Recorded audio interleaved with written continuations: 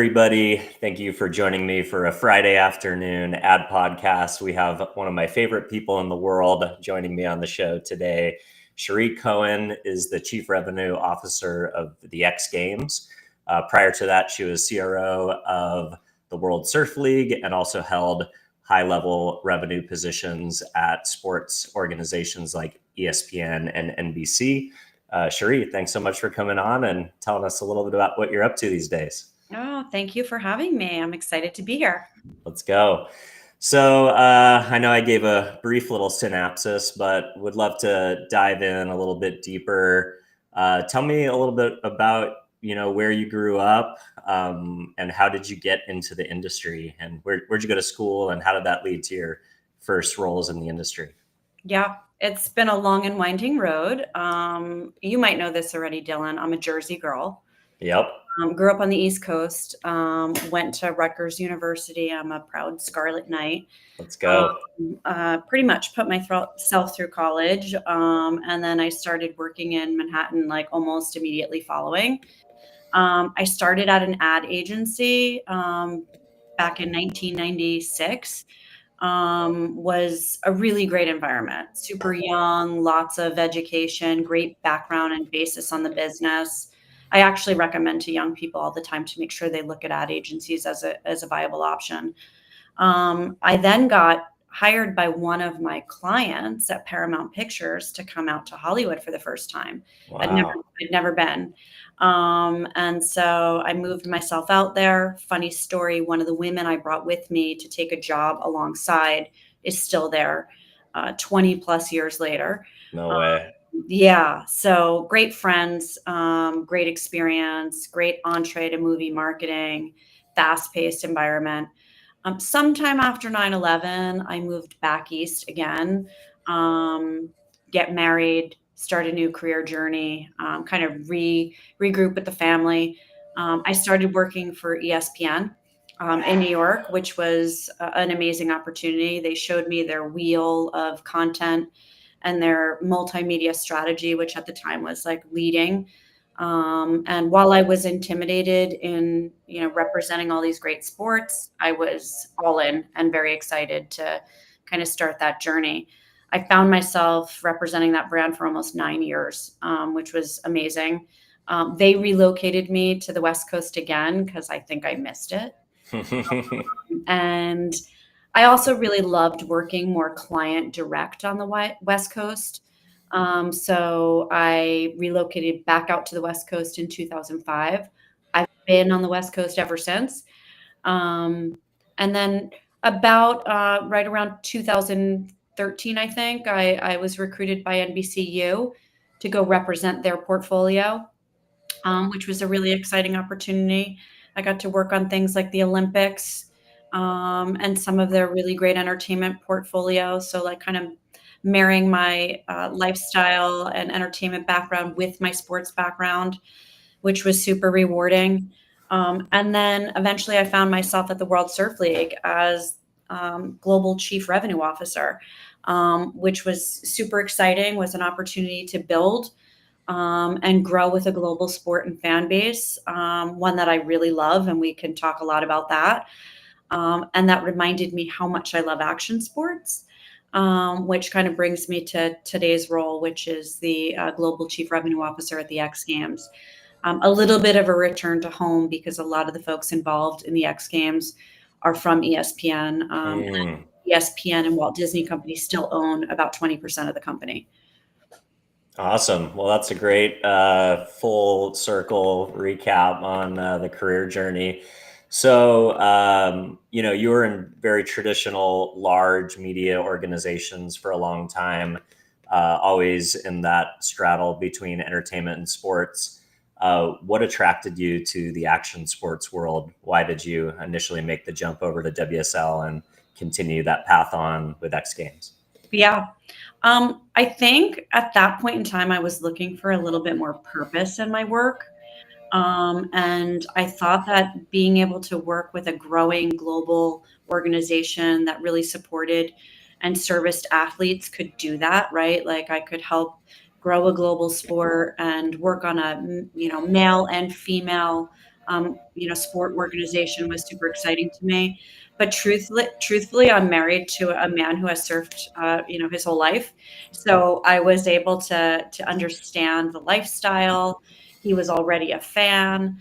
And so it was easy for me to understand and unlock sort of like the fan side of the business. And living in California for so long, action sports is sort of ingrained in our culture out here, right? And so I've always loved skateboarding, snowboarding, all board sports. The people who do them are so cool and influential, and it keeps me young. I love that. So you've been at X Games, I want to say like 4 months, or do I have that timing right? Yeah, like a Okay, hot minute. let's go. Let's go. So, how are things going? Give me an update on what you guys are doing, what you're building. Just what's the update and what's your impressions 4 months, into the role? Yeah, I mean, it's like drinking from a fire hose for sure. But I'm going to say so far, so good. We just had our first two events that I've been a part of, one in Osaka, Japan, and the other in Salt Lake City, both summer events. So I got really close to like the summer operation, the summer games, summer athletes. And I learned a ton and was like actually so impressed with the organization as well as these amazing athletes that perform for us. So both of those events were very well attended and did well in terms of engagement. In fact, in Salt Lake, we were able to increase our ratings on ESPN and ABC like really significantly amongst young demographics. So we're on to something. Listen, I think having worked at the World Surf League and one of the most beautiful board sports and professional board sports in the world, I fell in love with the lifestyle and certainly the athletes. And I think it translates to skateboarding and snowboarding and skiing and the others. And I think it is the collection of these audiences that makes it really powerful. Working across disciplines was something that really excited me about going to the X Games. More sports, more athletes, more competition, more impact. We at the X Games were staying aligned with the disciplines that are Olympic sports. Uh, Smart. yeah, I think it's smart because obviously, well, actually, the X Games was competing in those sports even before they were Olympic sports, right? So Shaun White was winning gold medals before he went on to, at the X Games before he went on to the uh, Olympics. And I think staying in line with Olympics and the profile of these athletes as they grow so significantly is really important to us. But also we have a little bit of flexibility because we're not the IOC or a major NGB that has a lot of rules and regulations to follow. We can be a bit more creative, Mm. and we can try new things and experiment. So there's a lot of creative freedom at the X Games in terms of what we become. But the vision really is to expand globally. X Games has always been known for summer and winter events, particularly here in the United States. But over the course of its 30 years, it has been international at times. Certainly, during that period, mid to late 2000s, right? Um, and I think that, we intend to compete around the world and bring our athletes to new locations, particularly where there are rich fan bases, and create sort of seasons for winter and summer. So Mm. maybe So you can kind of chase the seasons the way that you're able to do it with WSL, kind of chasing wherever the best surf is around the world. I They definitely kind think of there's that potential long term. We'll Yeah, start because you have the one. really strategic and like slow, methodical way because expansion is complicated. First, we're going to create a league, which means Mm. all the athletes benefits and resources and the things that leagues provide, promotional opportunities, reach, and a platform. And certainly that platform extends through the Walt Disney Company with that ownership relationship. But then we're also going to create a team format where the first time ever in action sports, athletes will be drafted to a team on a No multidisciplinary. way. So then we will get to actually celebrate the great events and locations themselves, the individual performances, but then also how the teams are ranking amongst each other, kind of like the F1 model, if you will. Yeah, I love that. Are the teams going to be tied to locations and have like buy-in owners, and how will that all work? Yeah, so we're running a process now on team ownership, and that's going really well. We'll have more to talk about in the fall in terms of new team names and branding and a rollout of all of that sort of comms.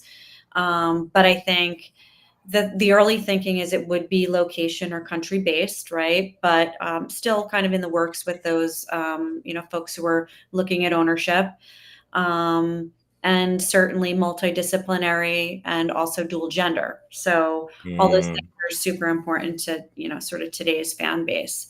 But really the narrative continues around these great events and the individual performances, first and foremost.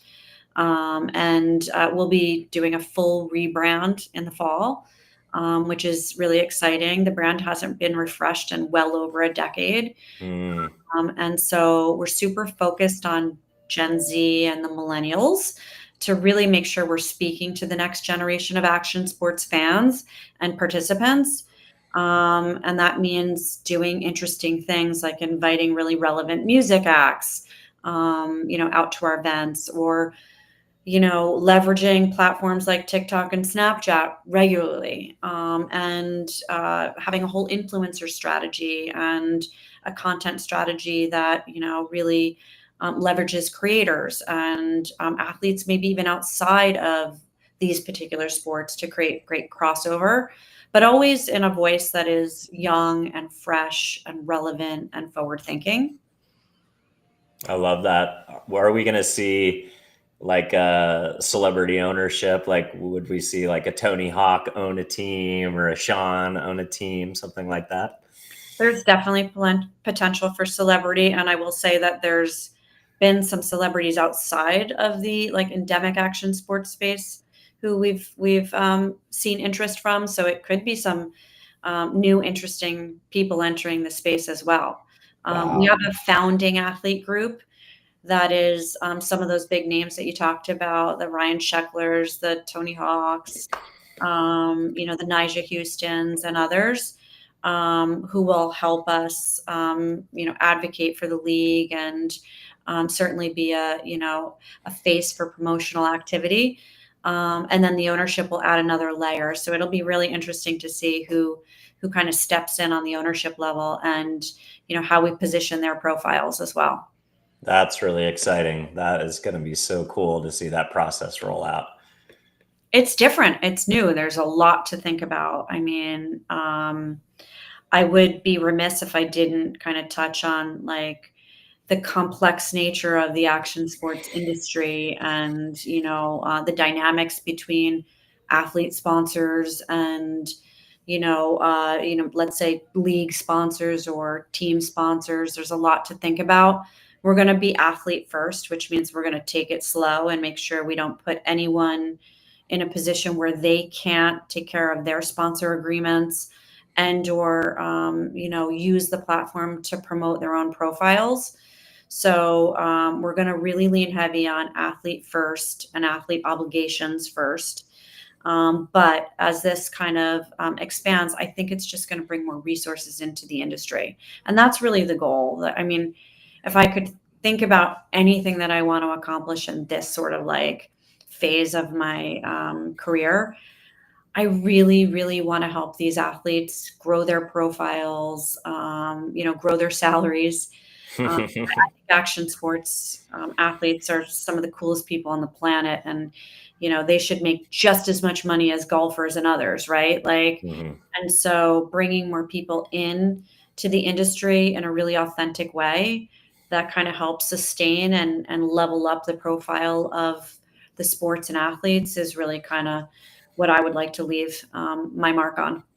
I love it. So let's jump back to Japan for a second, if you wouldn't mind. I imagine you did WSL stops at Japan as well, Yeah, right? I actually love working with Japan. I've had, I think I've worked with them like throughout the last 3 decades in So different good. capacities. Yeah. So Japan kind of had a huge moment this year as a travel destination. The lower value of the yen drove a lot of that. But I saw people who normally would go to Mammoth for a ski holiday this year, really, going to places like Japan for their ski trips. Can you talk a little bit about Japan as a market, specifically on the ski side or the snow sports? What was it like? How is it growing? How is it influencing the action sports industry as a whole? Yeah, so Japan is like leading in terms of trend setting, I think, in a lot of ways, right? And it always has been in terms of fashion and music and just street culture, if you will. But they've really embraced action sports, over the last like 2 decades. First of all, I think what changes the game in countries like Japan are when athletes start winning, right? We see that Mm. even with like baseball. And Shohei is like a national treasure. I mean, like clearly a national treasure. But there were so many athletes that got to the podium in these sports, whether it was surfing over the last two Olympics, skateboarding, snowboarding, from Asian descent and Japanese descent, that it's really had them leaned in. And when they start winning gold and, the fan base really turns on. And so I think they had the most medals than any other Asian country, which is Wow. pretty amazing and was, up there compared to some of the major, countries in the world competing in the Olympics. So I think that has a lot to do with it. I also think, like you said, um, Japan is a great destination for action sports. Certainly, there's a great skate culture in Tokyo and beyond, even Osaka, where some of our athletes are from, right? So you got a lot more kids skating, a lot more kids street skating, a lot more parks and courses going up. You got wave pools going in. Mm. Over the last few years, and you have beach destinations that have waves. So you've got a lot more activity happening over there just in terms of participation. And then the mountains, like Japan has become like a cult favorite for snowboarders and, freestyle skiers. So Yeah, they talk about that Japanese powder, like it's like yeah. this special powder that's like microscopic, almost like you're just like, it's the powder that I've seen from Japan is some of the most exciting, like fresh snow that you've ever seen. Mhm. So, I mean, I think we're just going to see that grow. We have a great promoter over there. We work with Nippon TV. We've got partners like Dentsu who are really kind of leaning in.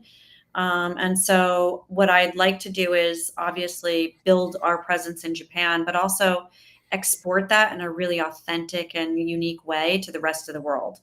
Because when we go to other countries, and this kind of relates to what you do for a living, Sure, like sure. really, really important for us to like promote the destinations we're at and the cultures we travel to because our fan base loves to travel.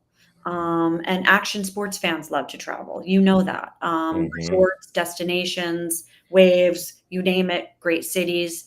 And so we want to inspire more people to travel. We want to inspire the world and the community and the tribe in action sports to become more connected. And we want to highlight some of these great areas and cities and regions and districts we go to. So I think telling those stories and connecting better on the ground is critical. And then exactly like how we export that story and narrative and content to the world is going to be fun. We're Yeah. also talking about going to China. Um, Mm. and other great places like Brazil and Canada, which is an epicenter for snow sports, as you know, or mountains like in Switzerland. So really interesting, and maybe even great treasures here in the United States like Big Bear or Aspen, of course. But I think putting together seasons and tours within those seasons that really kind of dial up the aspirational nature of traveling around the world to do these great sports and activities, I think is what we're after. Yeah, I love that. I think Sun Valley had the skiing equivalent of like the World Championships this year. So we see, a lot of global play here in the U.S. at some of our mountains and locations. And I think you kind of keyed into something that's really interesting about action sports culture, which is the idea that, I imagine there's a certain amount of fandom. I know there's tons of people that travel to be part of the Olympics, but that only happens every couple of years. Maybe there's a lot of people that travel to go see a baseball game or be the visiting team at a football game, but people don't travel to participate in football. They don't go to New York and play football, but people travel all over the world at great lengths and great expense to participate in action sports, especially snowboarding, skiing, and surfing. In my case, basically I try to find surf anywhere I go on vacation and often plan my trips around that. Can you talk a little bit about, how action sports is different in when you were working in traditional sports with that idea of travel partnerships, hospitality partners, and really using sports as a way to showcase these amazing places that visitors can actually go and experience those same mountains and those same waves?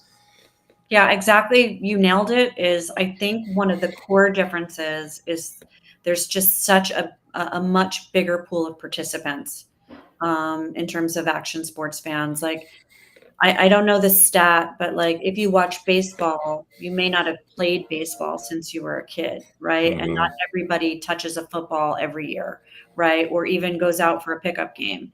It's actually quite rare. um, and yet, when it relates to snowboarding, skiing, surfing, um, all of these sports have really high levels of participation. So it's easy to inspire people to want to be like the greats and also go to the most aspirational places in the world. And so we're really looking to find the places that resonate with the biggest fan bases, have the highest level of aspiration, can tell us a unique story about their culture and experience. And I find it quite easy to motivate this group to want to get out and travel Mm. to try new things. When I was at the World Surf League, we went to a number of new places. El Salvador was one of them, right? And I think before we went to El Salvador, I mean, there were definitely some surfers going to El Salvador. Don't get me wrong. There's always the diehards that are ahead of the curve on Hmm. finding new The waves, but explorers. the explorers. But like the amount of people going to El Salvador now, since we've been there for 2 or 3 years, is dramatically different and part of their like local tourism business, and has become a like specific target of theirs. So I think that is the case for other certainly resort towns, and other regions around the world. I was on the phone today with Barcelona. Um, Mm. and Spain has a really rich skateboarding community, and they want to be able to compete with folks in Brazil and Argentina, and so they want to also show off the great aspects of their city, and why it would appeal to a younger traveler. I think that's another key like differentiator is like, while some of the other sports I worked on over the course of my career might have had younger audiences as part of the like subset of the The total mix. base, the mix, Hmm. um, the majority of this audience is pretty young. And so it's exciting to invite new, young consumers to your city and your town and your destination, and be able to kind of leverage Gen Z or millennials, and their take on the experience. And there are new ways to promote that. This, like TikTok, Snapchat, all the things. Hmm. Um, and there's lots of different ways to create content. It could be something that's really highly produced and a beautiful package inside of a broadcast with sweeping landscapes, or it can be a user generated piece of content that has the right creator with the right following that travels.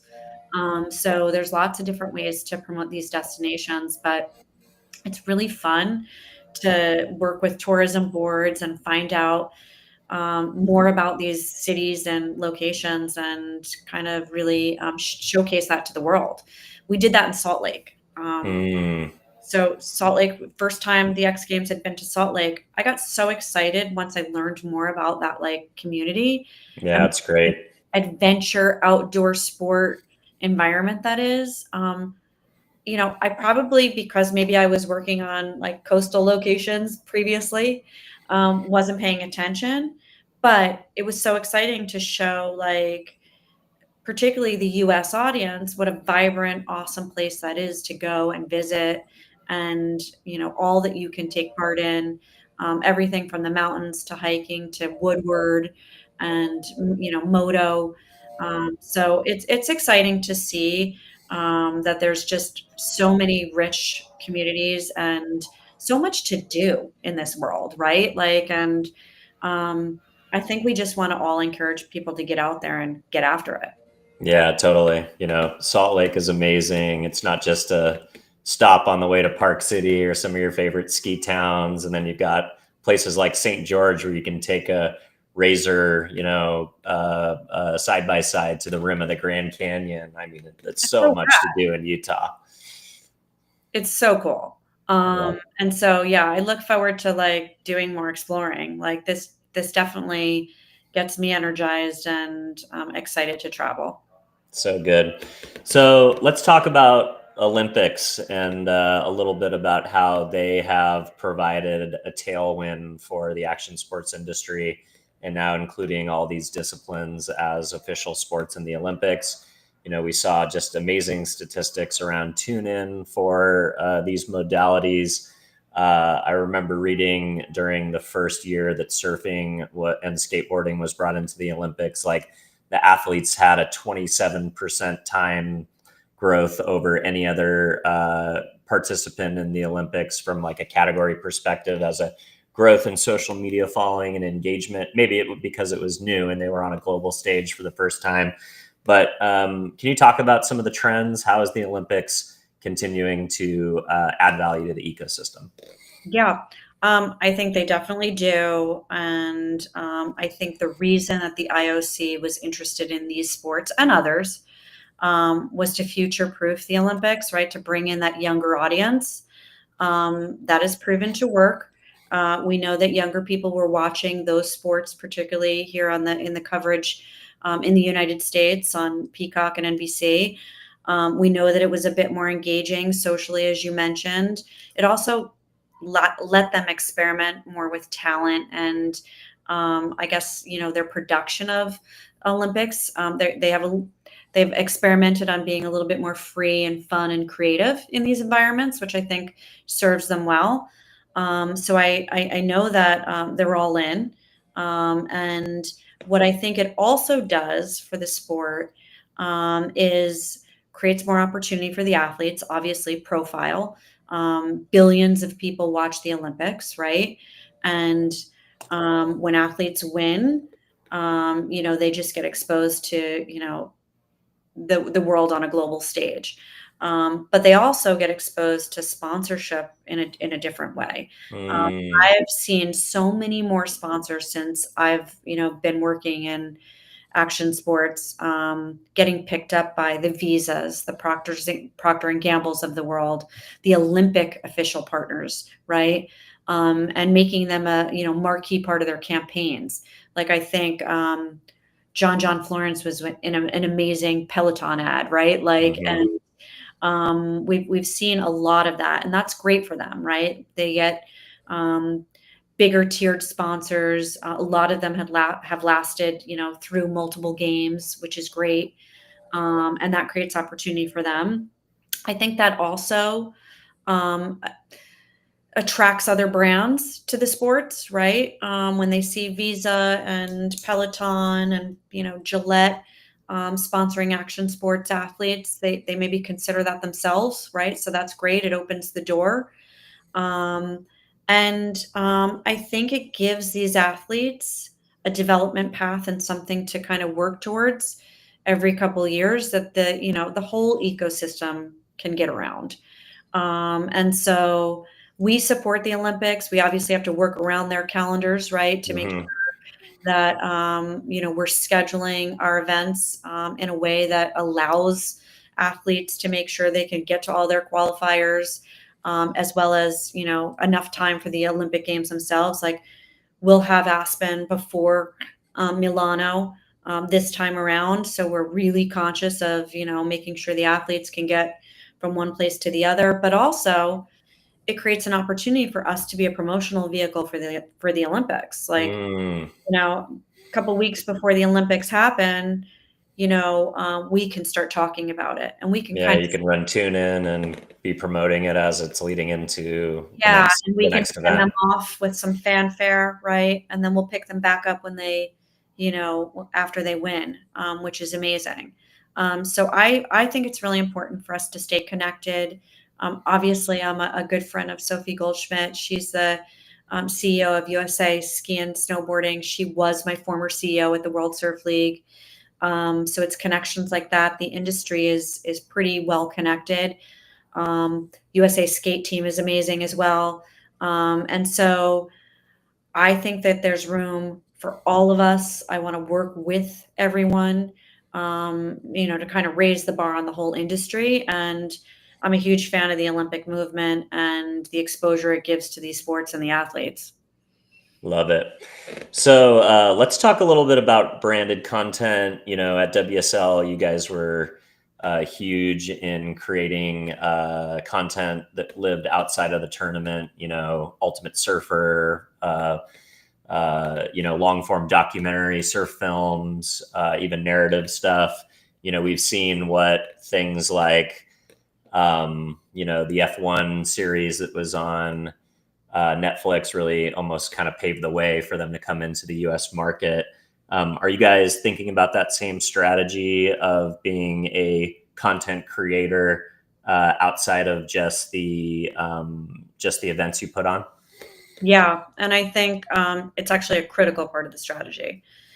Because of course there are the events and the competition and the integrity of such, the great locations we're in, but then it's also the content we produce to really engage the fan bases. And certainly Gen Z, millennials, and then our aging fan base as well. But content creation is really important, and we're thinking about all kinds of things: documentaries, reality shows. We have a development agreement with Bun and Murray. Those guys, Nice. I think they did the first Real World, right? So Yeah, yeah. they know their reality television. So a reality competition series, which is really exciting and maybe could help with a user generated angle, right? And more engagement direct to fans. So a new and fresh format and take on sort of reality based competition. But it's always going to be about risk and reward here at Action Sports. So a lot of adrenaline, a lot of risk, a lot of fun. Um, there's lots of stories we can tell in like documentaries about athletes and their journeys. I want to tell more female stories, certainly, and raise the profile of the female action sports industry. They've been at it and doing amazing things for 30 plus years. So I can't wait to, really recognize them in a more meaningful way. And then there's, formats like the Drive to Survive, which is the, sort of follow along to the season and the development of the X Games League. All that stuff is kind of in the works and being developed. So I'm really excited about that.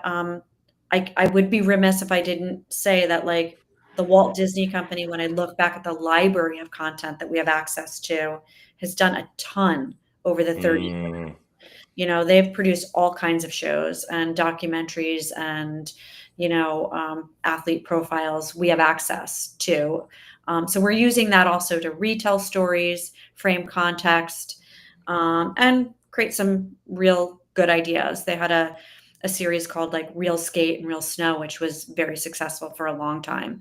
They used to have the World of X on ABC, which would highlight new and innovative sports. So while we're committed to the core disciplines, skateboarding, BMX, moto, skiing, snowboarding, we're always going to like kind of lean towards highlighting and experimenting new and cool things.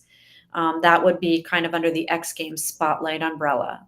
Or X Games mode, which could be like a viral moment. When you see somebody do something crazy, we're asking fans to send us in their craziest stuff so we kind of share and highlight that. And so we definitely want to keep our finger on the pulse of like the next generation of action sports, or the new things that are happening out there, the trends, and the things that are exciting people, while making sure that we're totally legitimate and giving gold in the disciplines that like we're married to. So lots of opportunity, and there's lots of opportunity to work with new people too. And partners I've worked with in other areas to kind of cross promote and highlight each other, and like I said, lift each other up, because there's so many people doing great things in this space. So good. You talked a little bit about X Games mode, this idea of kind of highlighting just, the amazing viral clips that you see when you're logging into your Facebook or your TikTok For You page, and being a curator of amazing moments and amazing UGC. Snowboarding and skateboarding have been rooted in independent filmmaking and kind of, skaters being out with their friends back in the day with handheld cameras, now with phones. But, UGC has just been the way that these sports were documented in kind of the classical, filming skateboard videos that were on VHS, sold in skate stores and snowboard stores back in the day. Can you talk a little bit more about that? Because I think that's a fascinating way to build community, have kind of a 365 day of the year programming schedule where you're just finding these great snackable, moments where somebody lands an amazing trick, in the streets or in their half pipe in their backyard or out on the mountain with their friends. Would love to learn a little bit more about that. Yeah, we definitely want to encourage that to continue. Listen, I don't think that's going anywhere. Like you said, action sports has always been about content creation, and almost like the original influencers, right? I remember the GoPros on everybody's helmet, sure, Yeah. back in the day. I know they still exist, but like, action sports athletes have been documenting their journeys, like, and sharing them with the world for decades. I think that's like only going to continue to evolve and get better, right? Like, there's more tools in everybody's hands to edit now. There's more apps to become an even more creative content producer, right? For yourself. Lots of these athletes have, professional crews now, which is amazing. But I think the athletes coming up have great tools, at their fingertips as well. So I think we want to keep a pulse on like, what it is that makes people connect with the X Games. And it is that, bridge between fandom and participation. So we want to celebrate people participating and doing great things and giving them a platform to reach more people. So if they do something that's like totally X Games mode, we need to share that with the world. And sometimes it could be something really funny and irreverent, and sometimes it could be something like really difficult and challenging. So we're, kind of figuring out our rhythm there, but we're going to continue with that brand. We're going to continue highlighting that stuff. We're going to continue asking fans to share it with us. And I think it'll only get bigger and better. Love it. Who knows? Maybe somebody can get a wild card into an X Games one day That would with, be cool. some sort of user generated, content that is judged by AI. Who knows? I'm guessing. Sure. Yeah, no, that's amazing. I mean, I think probably, action sports is one of those mediums where, it's less formal, right? It's not as much of people are practicing and doing their sport, out in neighborhoods and on mountains. And yeah, of course, they're competing in contests, from like a early level, but I do think there's kind of that more kind of farm raised element of potentially discovering, the next great skater. You and I talked a lot about the proliferation of the wave park industry and how that's going to change. It's no longer a coastal sport. It's a sport where, you can surf in Waco, Texas or Palm Springs, and hopefully, Arizona, I know, is bringing on wave parks, and a lot of these wave parks sit in close proximity to skate parks or skate destinations. It'll be cool to see the first indoor one that's close to like a mountain or something like that, No, during I'm snow looking season. for the multiplex to pop up soon, right? Like some idea that merges like all that Woodward has to offer with a wave pool, right? Like I Yeah, that'd think, be I sick. mean, I see that in the future for sure. Because a lot of the board sports athletes do multiple sports, right? A lot of surfers skate, a lot of skaters Hmm. snowboard, a lot of snowboarders surf, right? And but what I will say is like having worked so closely with these sports, like the percentage of really, really elite level athletes is smaller, right? Like it Hmm. is really difficult to compete at an elite level in any of these sports, even though they make it look so easy. I know, right? And like they make it look so easy, but it is really, really difficult to get to that skill level, and there is real skill involved. And I think, so for the rest of the world that they inspire, like we just want them out there on the boards and having fun and doing the thing. Like, and dreaming of, getting better and progressing. And, that small percentage of people will get to the most elite level, but they will inspire millions to be active and creative and connected to a really cool community that really kind of does give back to one another. So I think, I'm excited to see where it's headed. I think, continuing to give the fan base a voice and a platform to showcase their love for the sport and the things they're experimenting on is going nowhere. Yeah, totally.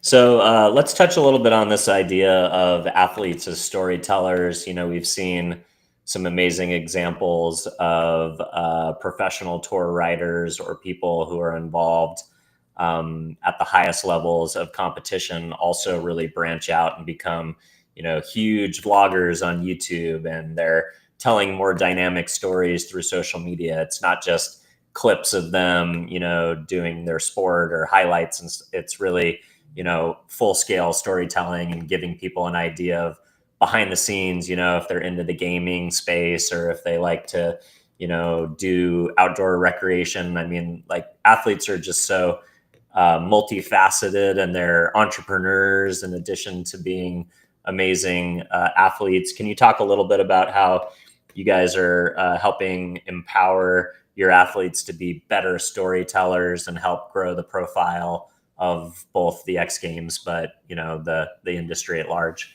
Yeah. I think it is a little bit of our responsibility to make sure, particularly young and new athletes are media ready, right? Mm, And that means something totally different than it did 20 years ago. Media ready doesn't mean I can just take an interview on the Today Show or local radio station, right? Media ready means I need to understand my platforms. I need to know where my audience is.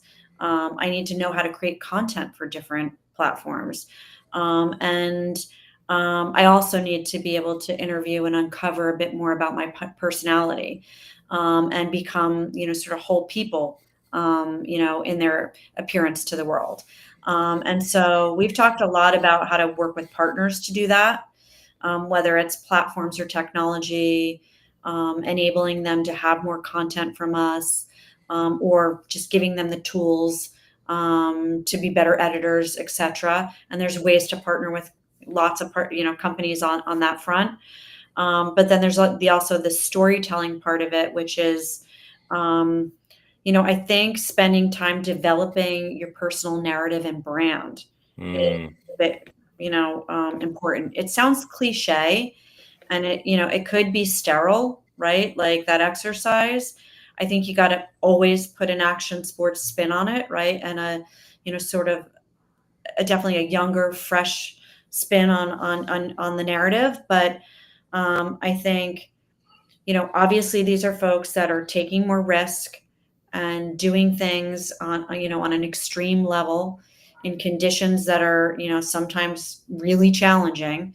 And The world wants to know why they do that. How do they do that better than anybody else? Why do they do it? Where do they do it?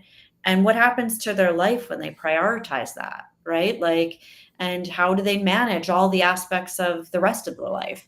Some of these athletes have families.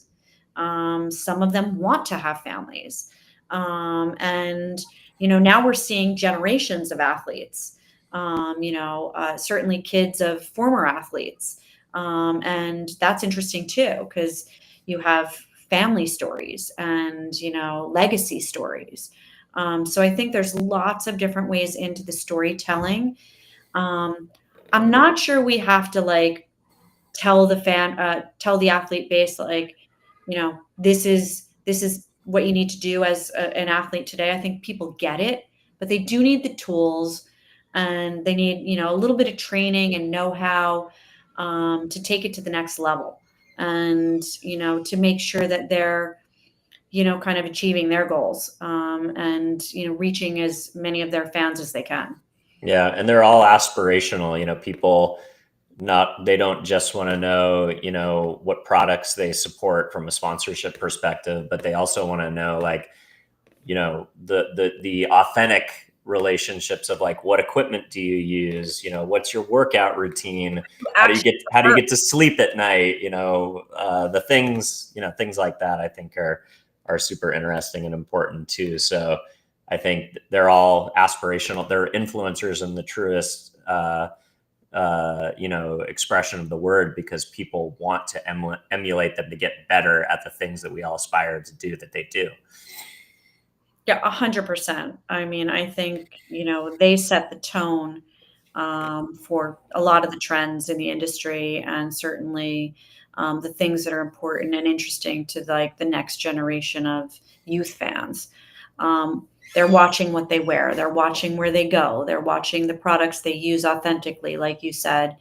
And I find that like the brand loyalty is a bit stronger in action sports than maybe some other, because it's assumed to be more authentic. And that's because the industry's been a bit protective too, right? Like, we've all seen the brand integrations that don't work, that look like, let's just say, kook work, right? Like, we've all seen it, right? And it gets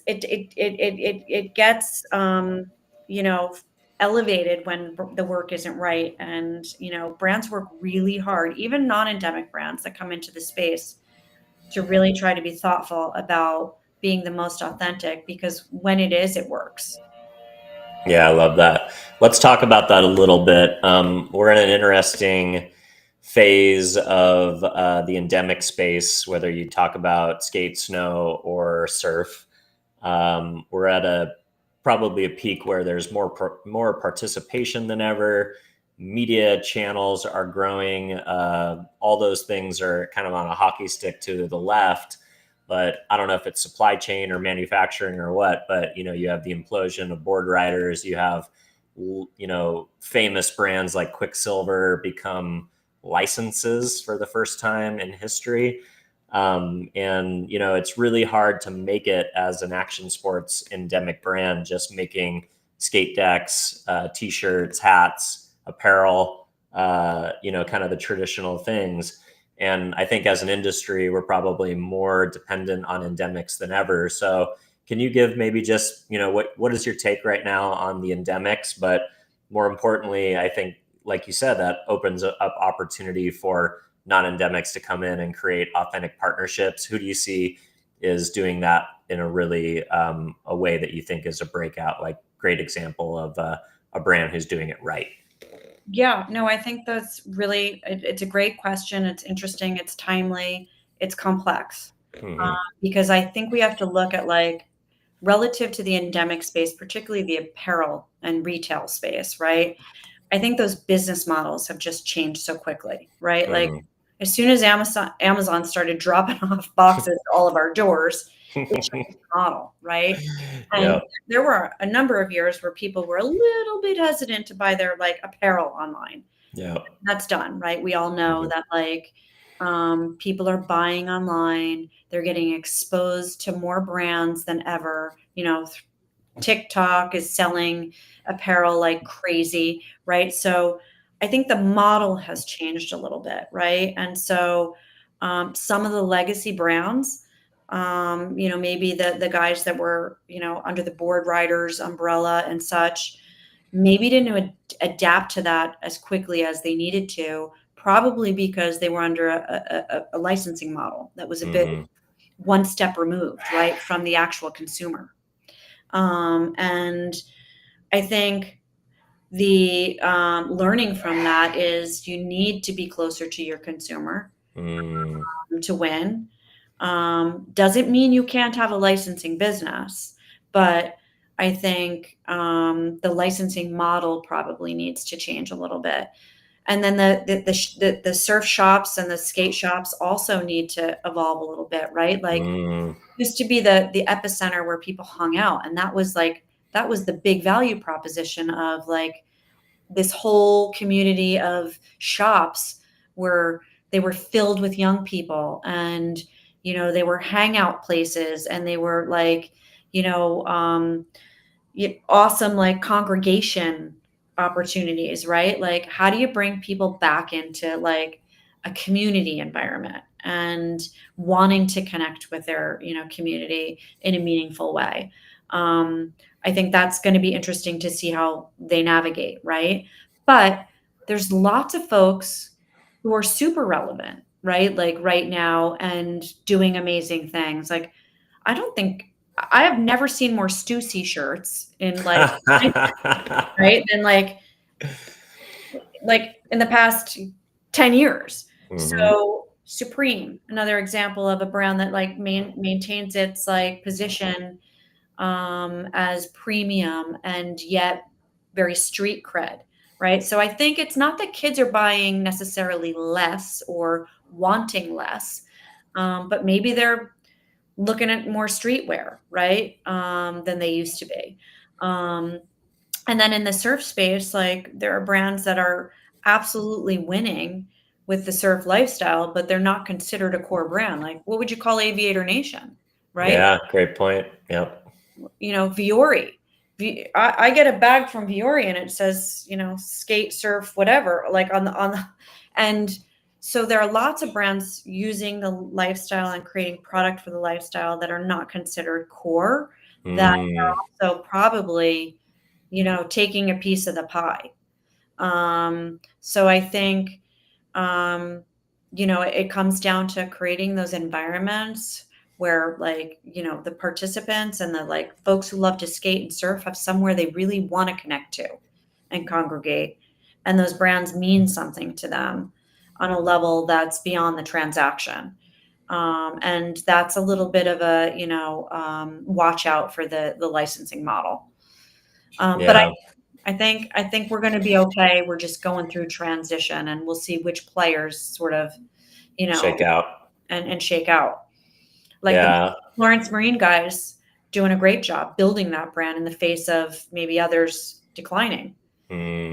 Yeah. A lot of the creator led. Like I was talking to I went with a surf with an agency guy from 8560 yesterday, and we were talking about, hey, like Outerknown's charging twice as much as everybody else, and they're doing just fine, But it's also got Slater behind it too. So Yep. And I do think that individuals like, big athletes and big profiles will continue to want to have their own labels too, mhm. and their own voice and their, own creative direction. This is the entrepreneur in them, right? So I think we'll continue to see that happen as well. Yeah. And then as far as a non-endemic coming in that you think is doing really well, like I think about Mercedes integration with the guys that are surfing Nazare, and that felt really like a great top tier logo that's in the mix with those guys. Any other non-endemics that are doing really good that you would feel interested in highlighting? I mean, I think there's a lot of them. Like, I don't know if you would consider Yeti an endemic, but what they've done in the action Yeah. sports industry like, and how they've positioned themselves to really care about these individual communities has been fantastic, right? Like, Yep. and they almost built a category, and I think their work is really good and thoughtful. I've seen a number of automotives do really interesting things. I worked with Lexus at the World Surf League. We just Hmm. recently did something with Rivian. Toyota's been doing great work in the Olympics, and even around the USA team, ski and snowboard. So there's lots of, good automotive work happening, because those, you need to drive to your destination, and you want a vehicle that can handle your level of adventure, Yeah, your lifestyle. your lifestyle.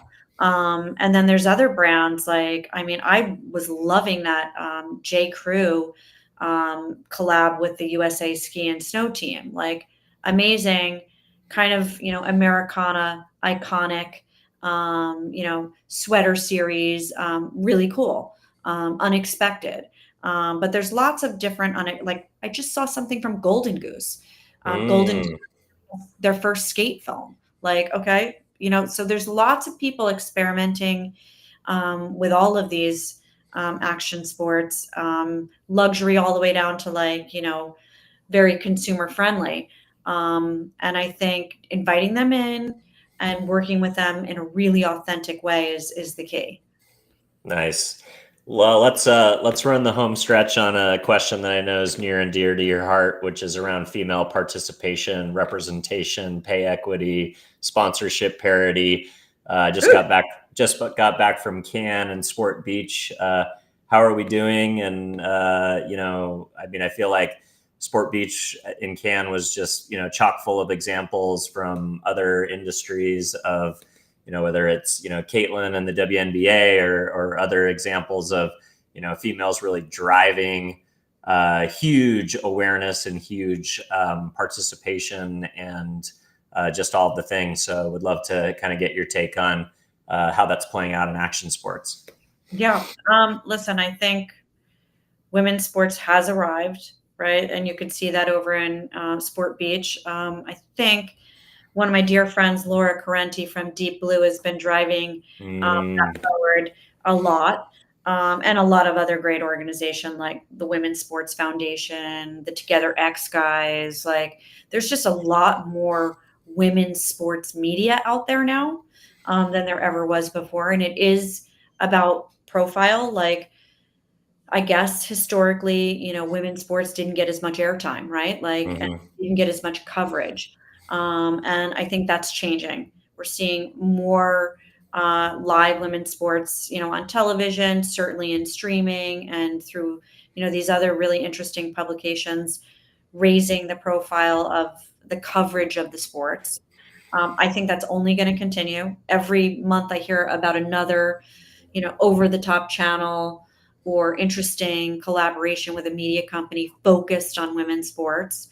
Um, and I think that women are not going to stop playing. Like, I mean, ever since Title IX, certainly with, like, a lot of the professional and collegiate sports, the advancement of the skill level of women in these sports is, continued to raise the bar every single year. But in action sports, like, women have been at it for a long time. And they're doing things at parity at times, with their male counterparts, which is really epic and amazing. A lot of times they're surfing the same waves, riding the same courses, riding the same mountain, right? And they've proven that they can not only do it, they can, succeed, and at the most elite level doing it.